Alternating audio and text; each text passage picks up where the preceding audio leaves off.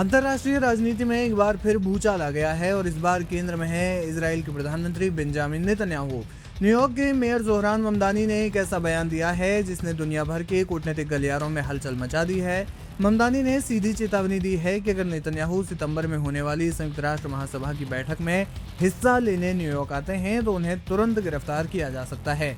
Mayor Zohran Mamdani का ये बयान अचानक नहीं आया है। अपने चुनावी कैंपेन से ही वो इस मुद्दे पर मुखर रहे हैं। हाल ही में द न्यूयॉर्क टाइम्स के एक पॉडकास्ट में उन्होंने साफ कहा कि न्यूयॉर्क शहर का कानूनी विभाग नेतन्याहू की गिरफ्तारी के विकल्पों पर विचार कर रहा है। ममदानी का तर्क है कि नेतन्याहू की असली जगह हेग में है। बता दें कि 2024 में अंतर्राष्ट्रीय अपराध न्यायालय यानी आईसीसी ने गजा युद्ध में कथित युद्ध अपराधों को लेकर नेतन्याहू और इजराइल के कुछ अन्य नेताओं के खिलाफ गिरफ्तारी वारंट जारी किया था। हालांकि ममदानी ने यह भी स्पष्ट किया है कि शहर का प्रशासन कानून के दायरे में रहकर ही कोई कदम उठाएगा। अब यहाँ सबसे बड़ा सवाल उठता है कि क्या किसी दूसरे देश का प्रधानमंत्री विदेशी धरती पर गिरफ्तार किया जा सकता है। पहली नज़र में भले ही आसान लगे, लेकिन इसकी कानूनी पेचीदगियां बहुत गहरी हैं। आइए इसे अहम 3 बिंदुओं में समझते हैं। अगर कोई देश आईसीसी की रोम संविधि का सदस्य है तो उस पर वारंट लागू करने का दबाव होता है, लेकिन अमेरिका इसका सदस्य नहीं है, इसलिए वो आईसीसी के आदेश मानने के लिए बाध्य नहीं है। American service members protection act 2002 के तहत किसी भी स्थानीय सरकार, पुलिस या अदालत को आईसीसी की मदद करने या गिरफ्तारी करने की इजाजत नहीं है। विदेशी मामलों का अधिकार पूरी तरह से संघीय सरकार के पास होता है।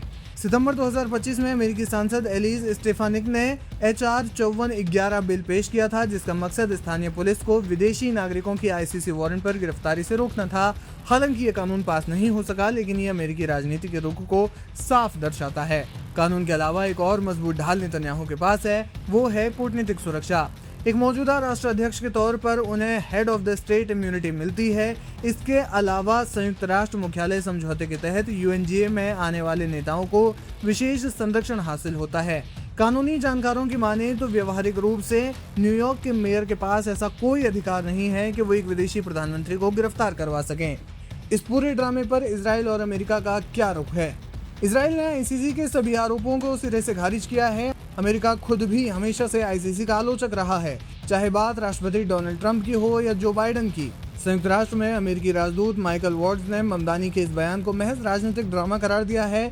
वहीं संयुक्त राष्ट्र में इजराइल के राजदूत डैनी डैनन ने साफ कर दिया है कि नेतन्याहू तय कार्यक्रम के अनुसार ही न्यूयॉर्क आएंगे और महासभा को संबोधित करेंगे। कुल मिलाकर न्यूयॉर्क मेयर ममदानी का बयान राजनीतिक सुर्खियां जरूर बटोर रहा है, लेकिन अंतर्राष्ट्रीय कानून और कूटनीतिक इम्यूनिटी के चलते नेतन्याहू की गिरफ्तारी लगभग नामुमकिन नजर आती है। इस पूरे विवाद पर आपकी क्या है राय? आपको क्या लगता है कि क्या नेतन्याहू को UNGA में विरोध का सामना करना पड़ेगा? अपनी राय कमेंट सेक्शन में जरूर रखें।